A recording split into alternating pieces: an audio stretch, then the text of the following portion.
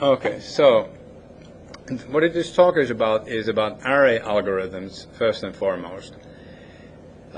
J and APL have this reputation of write-only languages, but that is not because of the syntactical notation of weird symbols or short cryptic notation. It is because array algorithms are fundamentally different way of thinking how to go through to a problem. And so what I'm trying to convince today is that array algorithms are good and that J is readable. And so APL started in late 1950s as a notation, so it was not designed to be a programming language at all. It became an executable programming language in 1966, and there is actually some APL knowledge here in this audience because I was asked about the 360, IBM 360 mainframe computer. They did the formal verification and definition in APL once the interpreter was ready. And so APL was used for real work at IBM. It became a successful product. And then Iverson got a Turing Award. Now, a friend of mine, Veli-Matti Jantunen, learned APL in 1981. Here he is in 2006. Looks like that he is giving a tutorial how to solve Sudoku in APL, probably in 4 lines.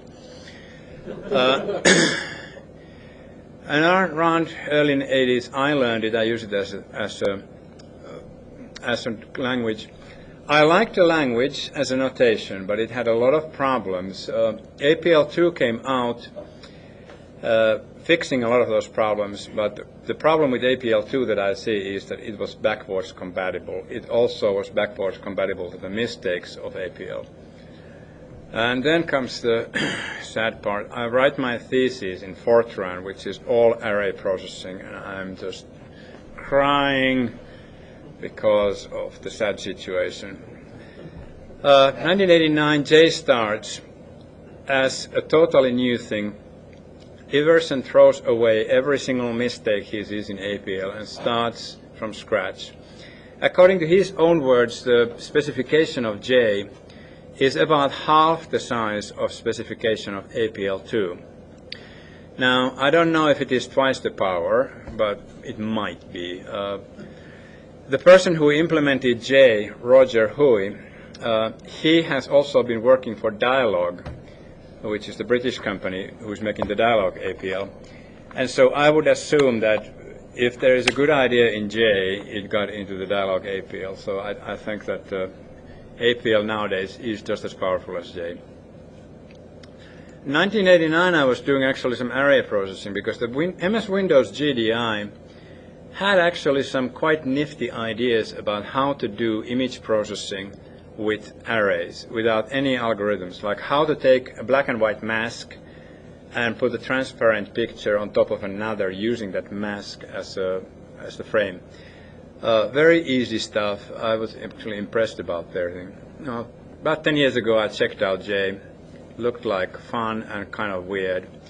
But now, 2011, finally, JPL, so that I don't have to worry about licenses if I use it for something.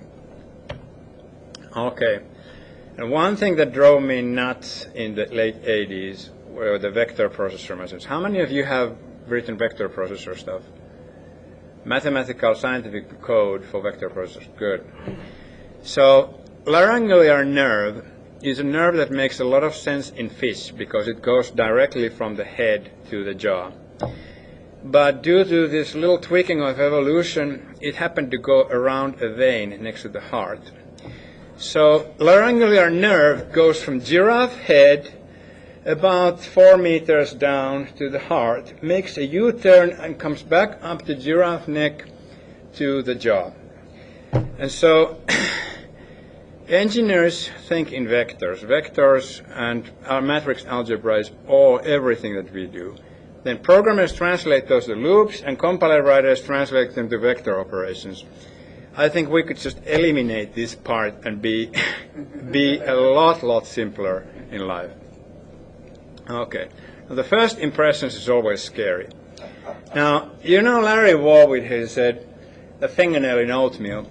But fact is that contrast is pretty bad. He should choose another food, some fruit soup or something like that. Now J, on the other hand, has a very different look. It's here. Just a second. This kind of unreadable, gibberish, unbalanced parentheses, whatever it is, looks like line noise, and sometimes it is.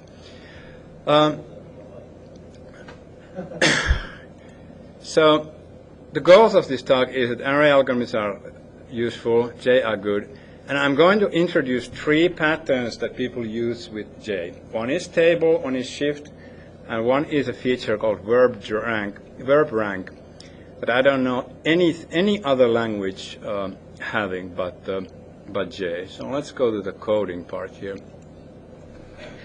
So Iverson was a very keen language enthusiast, so he didn't like to use the normal names of the computer stuff. He chose the names from linguistics. So this is now 21st number, so I dot is the integers iota in APL, and I added 1 to it because I want to have these numbers from 1 to 20. And so this is a noun. Then comes a verb. I can multiply this with 3, and that multiplication here is a verb. An adverb is something that does something to verb. The slash here is an adverb. An adverb and verb make a new verb, and this is now putting between. This is the between adverb. We have the factorial of 20. Another adverb here is then the multiplication table that I'm going to go this time. This is now a multiplication table. We have a monadic version of the adverb which takes only the right argument, and then we have duadic version of a verb. So verbs can have 1 or 2 arguments. 1 argument verbs are monads, 2 argument verbs are duads. And Iverson was there first, so you Haskellers, you have to just accept that what a monad really is. Anyway, so this is a multiplication table, and the goal of this little demo is to show that this table thing pops up from many places and unexpected places. And now I'm going to create primes using multiplication table. Actually, this is now a modulus table. The bar there is the modulus. So we have modulus of number divided by number. You can see that this diagonal here is all 0 because number divided by itself has 0 modulus. Anything divided by 1 is, of course, modulus 0, and this other half of the triangle is, of course, full. Now, when it comes to primes, the modulus needs to be 0, okay? So now we have the places where we have 0 modulus. Again, the diagonal is all 1s. 1 is all 1s. This is now a Boolean. J does not have Boolean data type. It's 0s and 1s. All right. And then primes have 2 0 modulus, 1 and the number itself. So if we take this sum, here we have now the sum of how many moduluses do we have for a number that is 0. And now comes this part which sounds really weird for the people. The evaluation order is right to left. We start from here. This is evaluated first. This is evaluated then second. And then comes this plus, which is like a mathematical sigma. J has only 2 levels of precedences, really. Adverbs bind first, so this becomes a verb. And everything else is equal, so there's no precedence. I didn't catch what the forward slash is. Forward slash is this between operator. Here it is the table operator, which takes 2 arrays and associates every element to other elements. So in this case, it makes a multiplication table. This is the between operator. So if you have,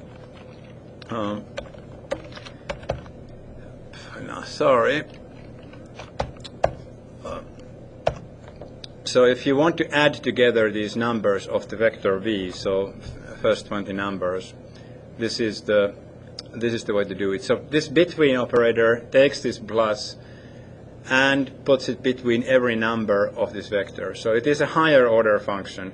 In functional programming, adverb is a higher order function. Okay, so here we see that this actually makes a lot of sense, because if you think top down, this is sum of something. So you can start top down thinking from the left and go towards the right, that this is what we are doing. Or if you want to start from bottom up, you can take the first expression from here and evaluate it. This actually becomes very natural once you get the hang of the language. Now, of course, now we need to know where do we have two of these two moduluses that are 0. So there are the numbers. There's a vector with true and false where the moduluses are 2. Now we can take the indices of this. This gets the indices, and because it's a 0-based thing, we add 1 to that. So here we have the first primes from the 24 numbers. Now this is of course pretty useless as a way of dealing with primes. This is 20th prime is 73. If you want to have first 20 primes, J of course has an efficient built-in way of dealing with primes. This is not how to make primes. This is about the array operation, how table is useful. All right, the first real program that is actually close to be useful, at least I copied the algorithm from A question about that last thing you had up there. Yeah. It looked like you typed the same thing twice and got 2 different results. Which same thing twice? Oh, yeah, this is actually something that annoys me. When you do something and you edit this thing, it doesn't jump to the bottom. This is, I think, a feature of this console. If you start editing something, it should go directly to the bottom, because there where you are going to edit it. This used to be the 20th prime, and this used to be that, and so yes, confusing. Good for noticing, because that's really a little bit annoying. All right, so I'm going to do borders. Where is it there? Just a second. I'm going to run that thing. All right. So I have US map. All right. This is a black and white map, so there's background is 0s, and the map there is 1s. Now, it's a little bit ugly to look like that, so we can use these as indices and point to a 2-character array and turn this into a more readable map like this. So this is array indexing operator. Notice that this is not balanced. Nothing that needs to be balanced. I mean, nothing that doesn't need to be balanced in J is not. There is also, of course, an imbalanced phrase.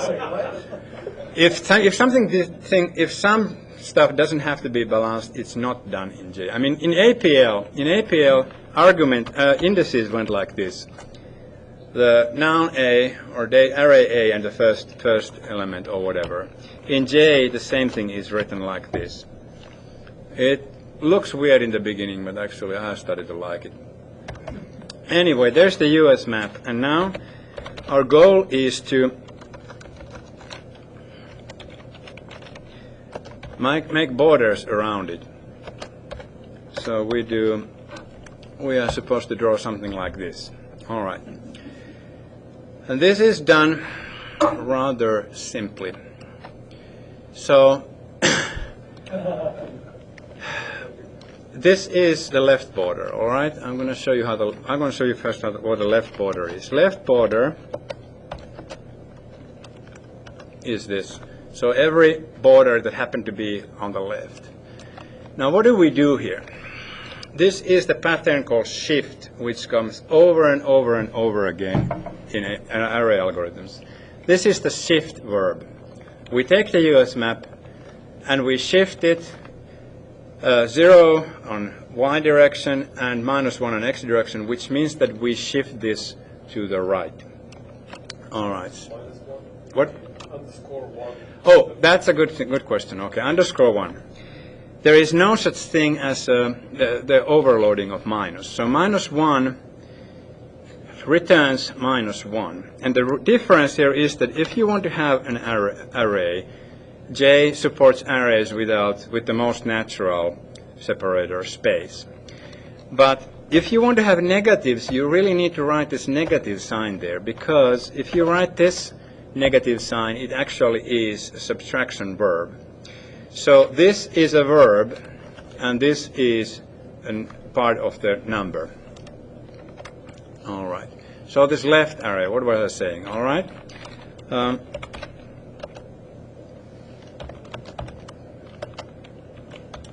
This is the US map. So what we do here is we take this US map and we shift it to the right. All right. Now watch. You saw that thing. It went right. So what happens is that here we have zeros and zeros. Both are the same. Here we have ones and ones. But here, at this border thing, the US map is 1 and the shifted map is 0. So we simply need to compare where is the US map bigger than the shifted map. Now right goes the same way, the opposite direction, and then the borders are, of course, we don't do plus, we do logical OR. All right, so that's where the borders come from. All right.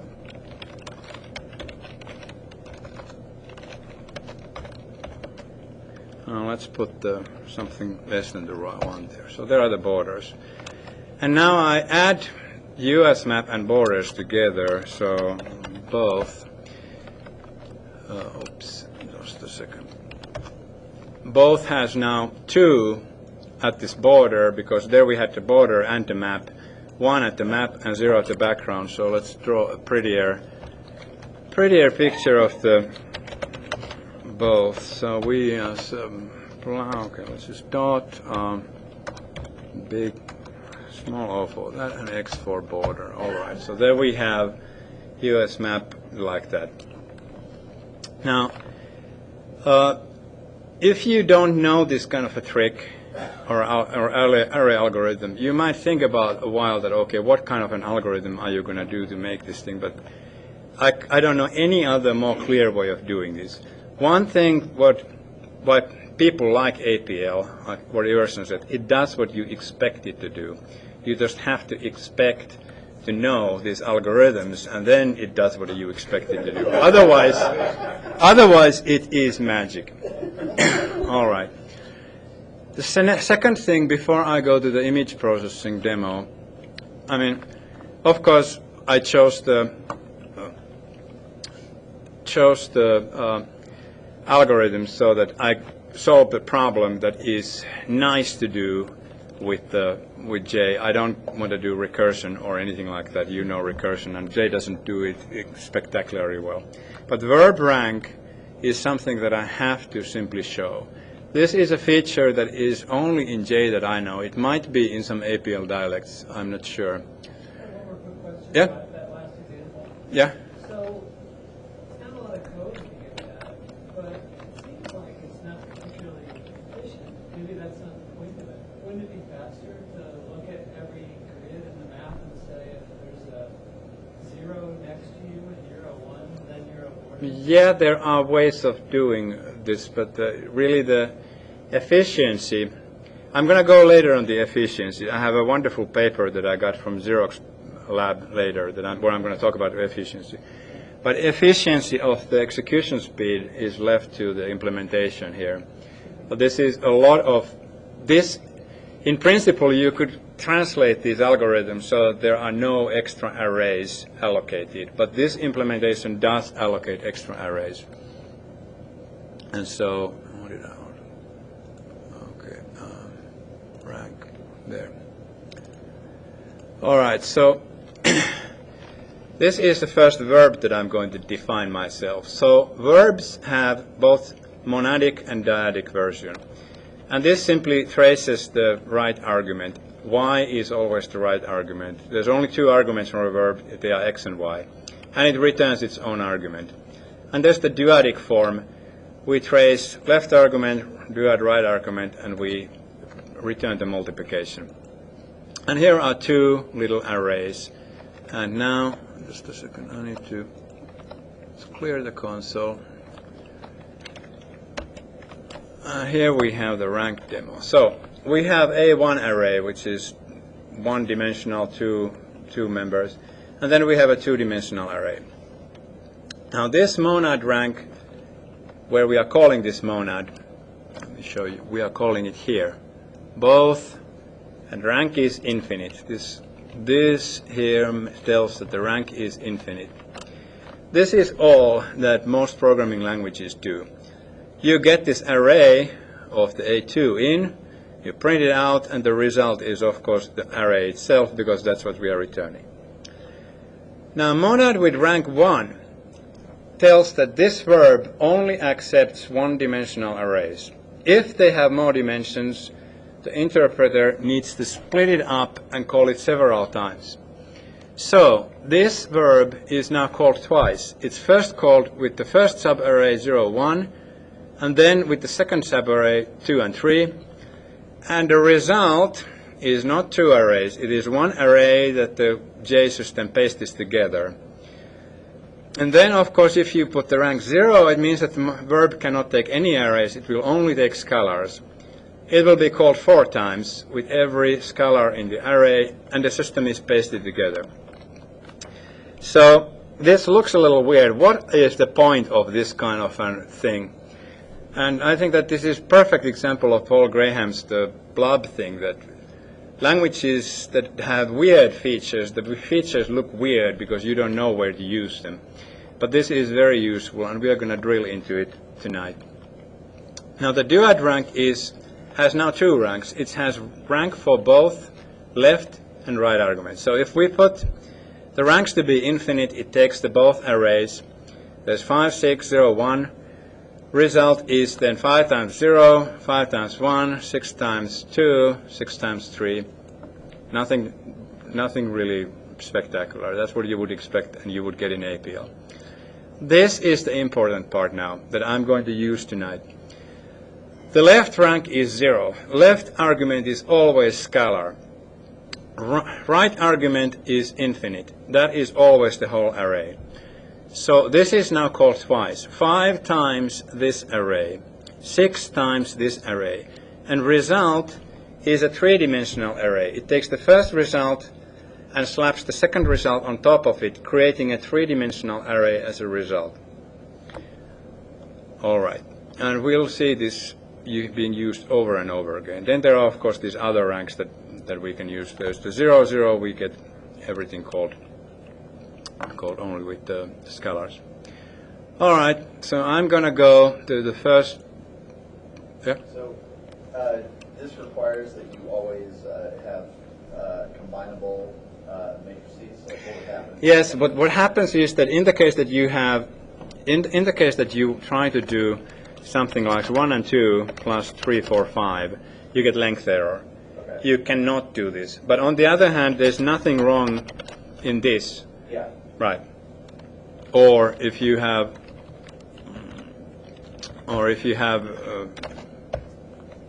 equal length, no problem. So it does not automatically look. There are, of course, adverbs that do this automatical filling for you, if in the case that you really need to do it. But I'm not going to go to those right now.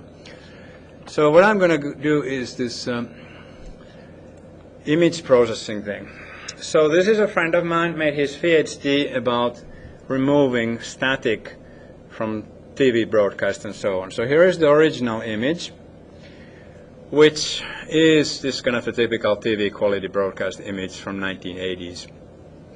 10% of it has been filled now with white dots. Then he applied an average filter on it. This is the average filter, which tries to smoothen it out a little bit. Median filter does much better job. The reason being that when you have a single pixel on black, if you take average, it's going to like smear that pixel around and make a little dot there. And if you have a sharp edge, the average filter tries to it smoothens the edge and blurs it. Whereas median simply eliminates single pixel errors and keeps the border straight. So I'm going to go through those two filters now through. And as a picture, I'm going to use this this picture that drove me nuts when I was in 70s. Published in a chess book without the gain. And just look at that guy. There is the black knight jumping there. It can grab the rook. Guy is still thinking, is there something better than winning a rook? World champion looking a little bit, and I'm glad I'm not playing that position. But anyway, another problem, of course, is that this is scanned from 1952 paper bag. It's not very good. All right, so I'm going to go now this image filter thing, and we are going to do an image filter that does this. Okay, where is there? All right. I just need to run it. All right, so there we are. So I'll take this facepalm picture, which is now the base. You can see that there is a lot of, there's a lot of half-tone stuff. And we can do first the average filter. Let me pick that from the comments, and then see how it looks. All right.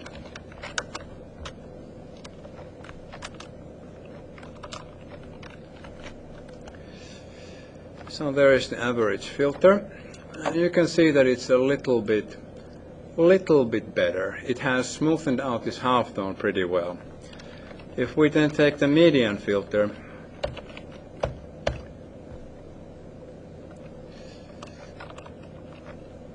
which is here, there's not much difference, but you can see this clearly that these sharp lines here on the collar are blurred in average filter, whereas in the median filter it's a little bit sharper.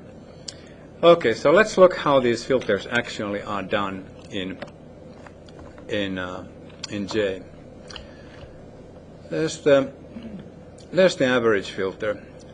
So what I'm doing here is splitting the image in 3 colors. So this average filter only filters 1 color at a time. And this monad implementation, where you call average filter with an image, uses these default shifts. All right, and that's something that I need to show. These shifts are complex numbers. What we are doing is there is -2 and and then the imaginary part is also -2, -2, imaginary part -1.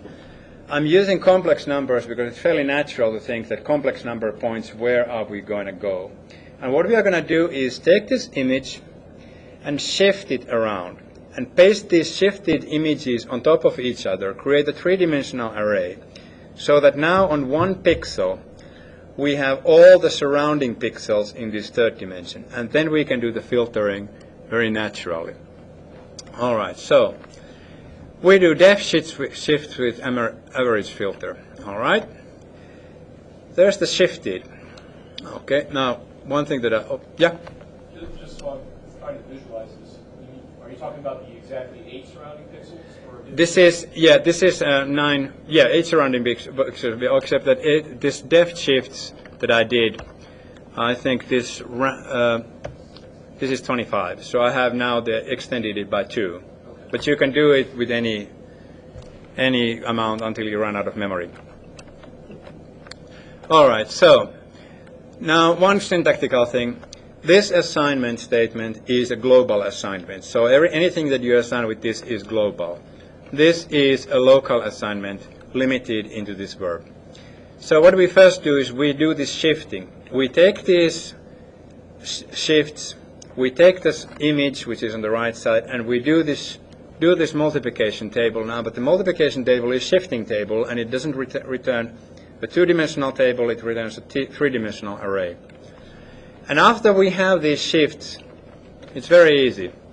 We add these pixels together, and we divide it with the amount of how many times did we do the shifting, and round it down because these colors need to be whole numbers. This is all there is when it comes to this average filtering. And now let's look, how do we do the shifting? Now shift XY is defined here. It's a duad. And here is this verb rank, which is something that now when I'm writing this image filtering, image processing stuff, I cannot imagine how can you possibly live without verb rank. It's used everywhere. So the left rank is 0, meaning that we are taking in one of these complex numbers at a time. We have 25 in the array. We are getting one complex number at a time. The right rank is infinite, meaning that we take the whole image and we are now shifting it. Here is the image, and here is the shift operator. And this is called the customizer. We are passing into the shift operator that whenever we are shifting, we are filling blank stuff with zeros. Otherwise, if you leave this out, you can do it, but then it will be a rotating. It will rotate the numbers along the edges. This fills the blanks with 0. And here is now the verb, which is one of these things that where Iverson might have chosen better simple. This verb splits a complex number into the real part and integer part. So we get this imaginary part.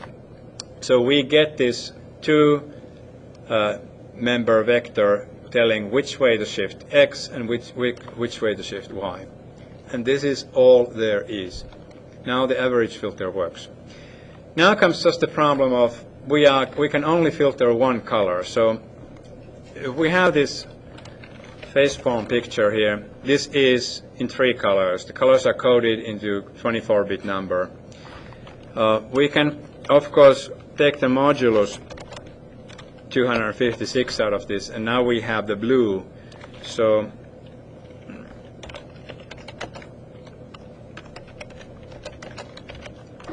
we can watch this blue color of this thing, and this thing already works with this.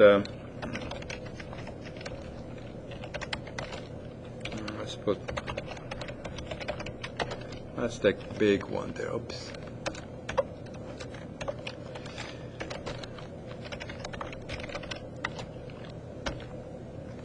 Not SVG. I'm not dealing about SVG this time. So blue. Do I have something odd going on there? Could be. Well, that's a surprise. APL wasn't supposed to surprise you.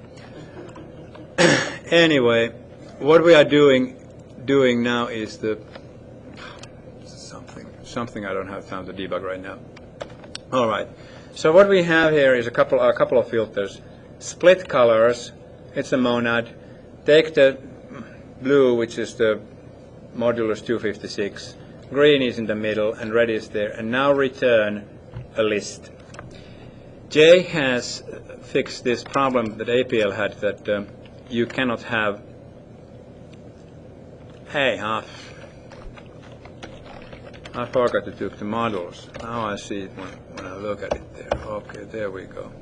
Now we have this, and you can see how this average filter, it blurs this pretty badly. Anyway, what was I telling? Yes, this fact that you can have a V and you can append other vectors into it. So append works for that, but you cannot take a text thing and append it into a number thing. That is not allowed. Arrays are either numbers or they are text, but not both. On the other hand, if you want to make that into something where you combine things, you can box things. These are now boxed things, so they are like very similar to boxing in Java of integers into objects or whatever. And so now you can have heterogeneous stuff. So what I'm returning here is a list of red, green, and blue colors. And combined colors, of course, goes the other way. We first split this list into red, green, and blue. This is again one of these things where I'm not so sure about J's choice. You assign things into string, and the interpreter picks these variable numbers from the string. Well, it works, but this would not have been my choice as a language designer. And here we make these 3 separate colors into into RGB values. Okay, and makeshifts is now rather easy. We have this I colon, which makes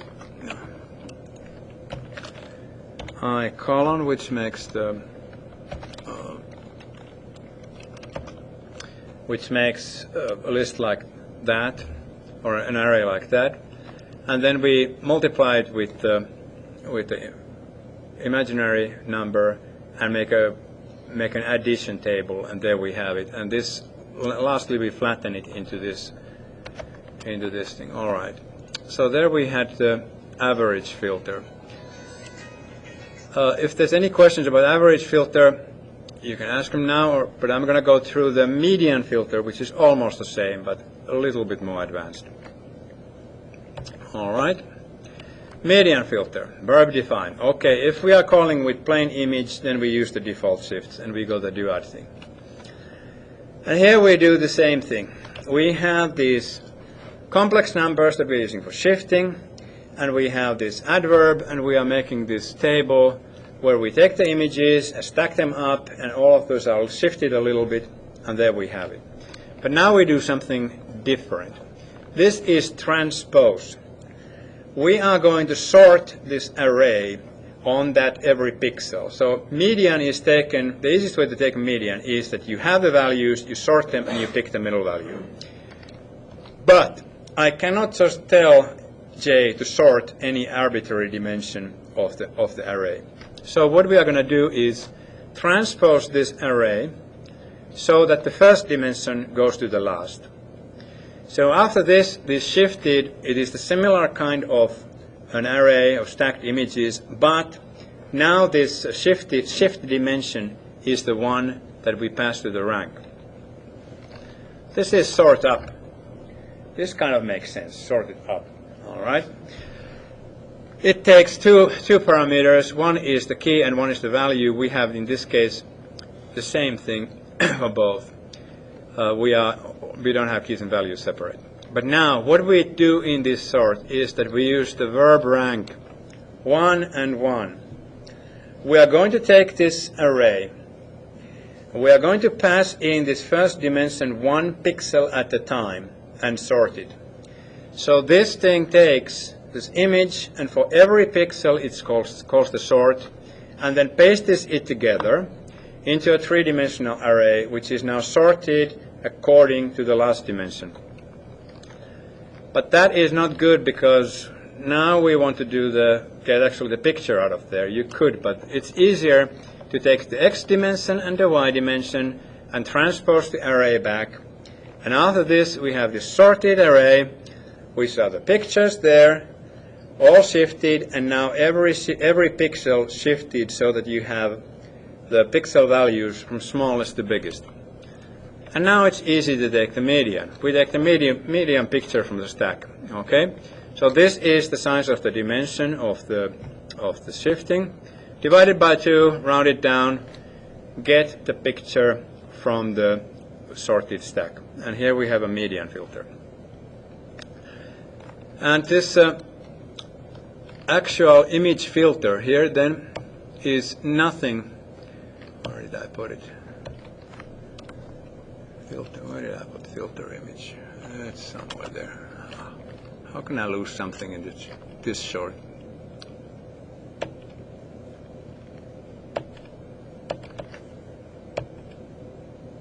There. All right. So filter image now is a thing that puts together. It's an adverb.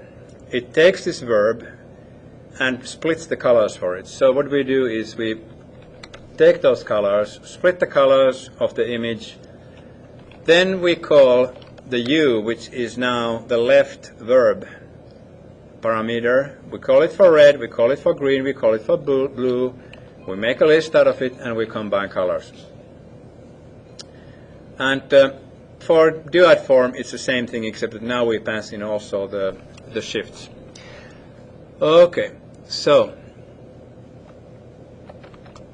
any questions about this thing? Each of these operations have been pretty straightforward, functional. I tried to make this so that things are short, that they are not this typical one-line things which have million things together. But any questions about the sorting or image filtering?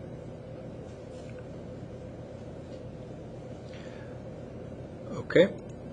I could go now to this question of performance. If you think about J as a performance, how it performs in the real world, let's make an array of million elements, all right? So this makes, actually, no, I'm not going to do that. I'm going to make it directly out of the, we put the number to be 10, and we randomize that. So this here is giving the dimensions. This verb is creating an array. It's filling it with tens, and the question mark is the random number generator.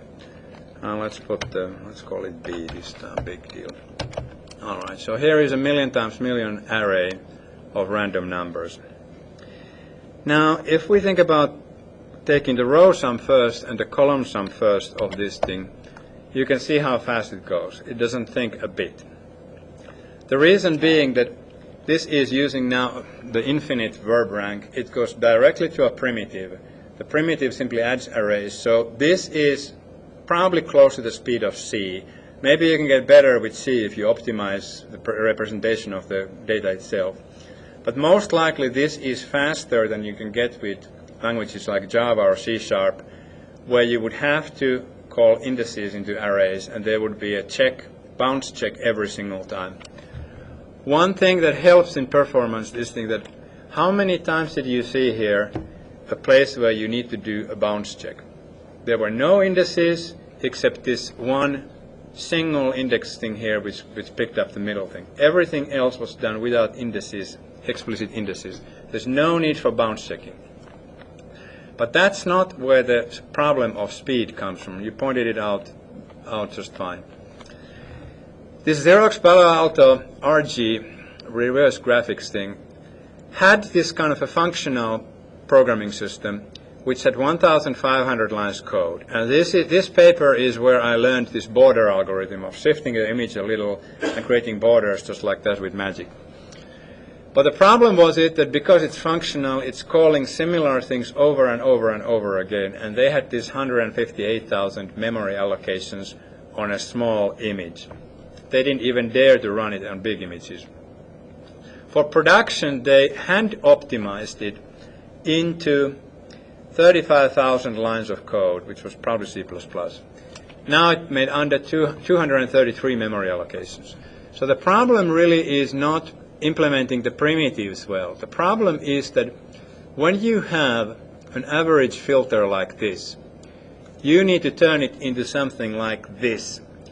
This is now the same average filter written in C or C++, I don't know. There's one memory allocation.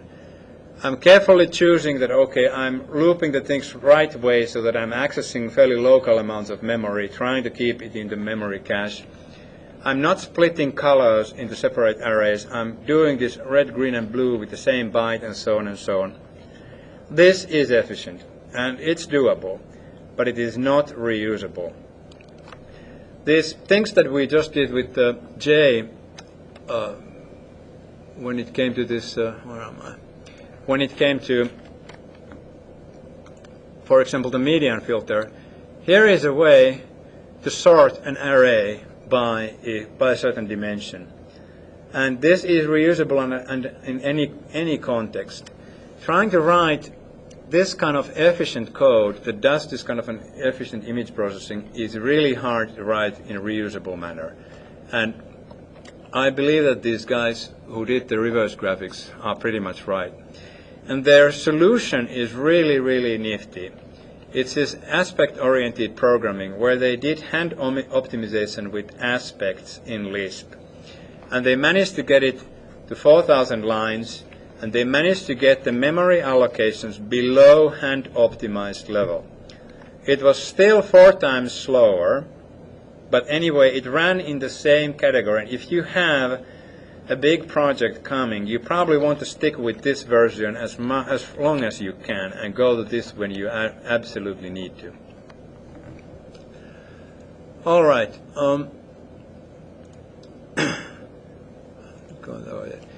There's one more thing that I was thinking about showing. It's the Gaussian blur. How many of you know the Gaussian blur algorithm? I knew that there was, okay, there, good. I knew that there was no network, so I downloaded this Wikipedia page. So Gaussian blur is an average filter, but it is a weighted average. My average filter treated every pixel the same. This is a weighted average. It puts the Gaussian distribution over the area. And here is the formula that I'm going to use now. All right.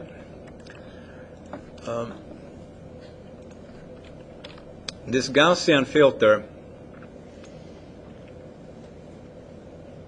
is now using both. Okay, so first we do this. Surprise, surprise. We do shifting and stacking of images. We put the last dimension, the first dimension to be the last, so that we can use verb rank. And then we pass this to the Gauss. But now we also need to pass these complex numbers because we have to calculate the lengths. All right. Now the first thing in the Gaussian blur is the variance. Here is the variance in. Okay, this is a picture. There is the variance.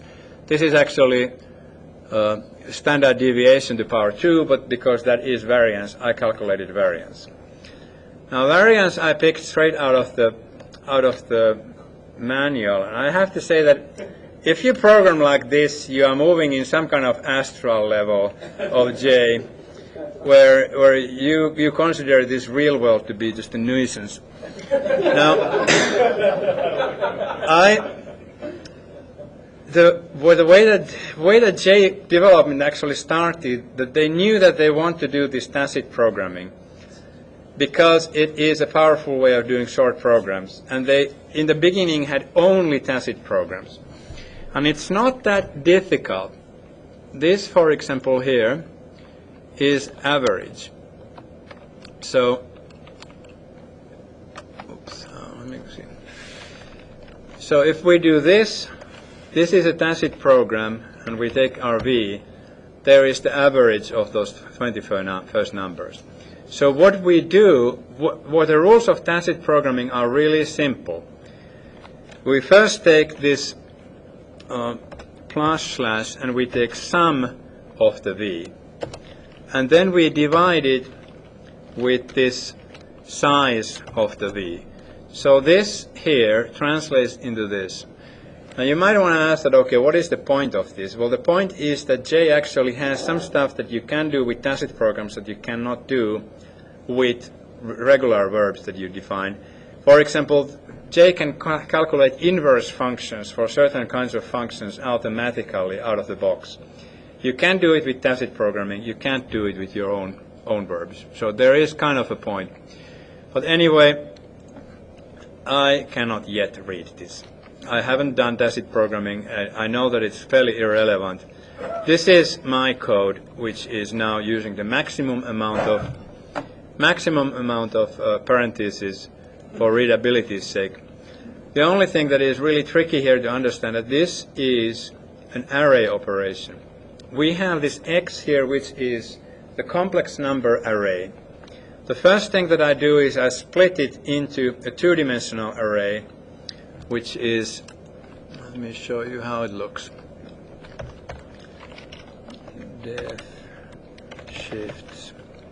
All right, so this is, if I take this and split it into two-dimensional array, we have it now in 2 dimensions. Like that. But because it goes in the wrong order to me, I have to transpose it.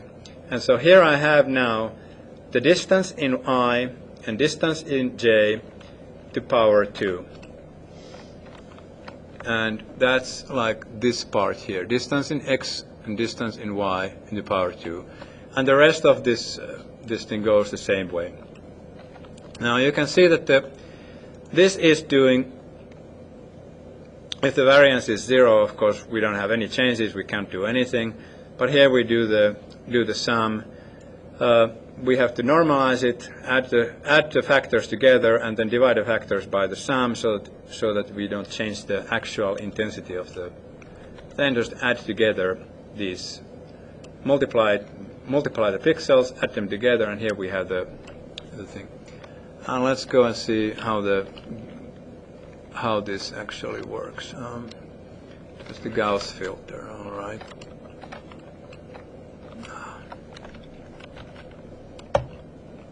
So it's 5 times 5 this time. Okay, and as you can see, this takes time. You see this thing rotating there. We are now, I forgot to say view RGB. Big deal. Where am I? View RGB makeshift Gauss filter. Because we now just do nitty-gritty little detail of going into 1 pixel at a time, and then we are, and where was that? It's that, I think. Yeah, here. Then we are calling interpreted function Gauss lowest. I have just the same fairly. All right. So wrap up of this thing. What I'm impressed about J is that how expressive it is in array algebra, and this was just scratching the surface. And I think that it is more readable. I would like to see these same programs done with any other language and see that, okay, how much can you really improve with these array algorithms. Now, it has its problems, and some of the problems are fixable, like the small community. The small community cannot provide as much tools and documentation like what Python has. I'm a long-time Python user. Python is very impressive in its documentation and in the batteries that it includes. J is worse. There's definitely lack of support in that sense. But then, when it comes to is J the perfect language, well, laziness. How many of you program in Haskell? All right. If you program in J the same code, enjoy coding your state machines. You cannot do laziness with J. The whole idea of laziness is totally against J idea. Like, the basic idea of how to treat files is that you read them once. You have them in an array, and then you start dealing with that array. There's nothing else. Now, closures. J fortunately has at least lexical scope, meaning that you can't do those dynamic scope things what old Lisps had. But closures it's a hack. It's doable, but it is very, very hack looking. I don't like it. It's not automatic and nice like it is in good languages like Scheme or JavaScript or whatever. And object-oriented programming is possible in J. J doesn't support classes directly, but J supports dynamic namespaces that it calls locals. So you can create a namespace, and then you can create instances of namespaces. And at that point, you actually have objects, and you have classes, and you have instances of classes, and you can do basic object-oriented programming that way. But what I have found out that I'm not sure, but I'm pretty sure that the dynamically created namespaces need to be disposed if you want to get rid of them. So basically, you don't have GC. So if you are planning to do something like what you do in J.NET of using JavaScript features and closures everywhere, you choose another language. I don't think J would do very well with that. Okay, and if you have any questions, I'll try to answer. I just scratched the surface. I'm still a beginner after 3 months of playing with this thing. But I hope that you consider this to be readable, besides the variance. Okay, any questions? Yep. Is there, besides image processing, what are other domains that this stuff is really used for? I would like all your examples seem a lot like GPU and CUDA programming. It's used a lot of in financial analysis stuff and this kind of in multidimensional analysis where you naturally compose something into arrays and then you start doing stuff with that. Is there very lending itself well to like a lot of geospatial yeah problems. just because it's so common for Yeah. one point to depend on all the points that are right next to it. Right. Yeah. And then you see those shift patterns all over the place. Right. Okay. Anything else? Well, how about then that we call the next speaker? Thank you.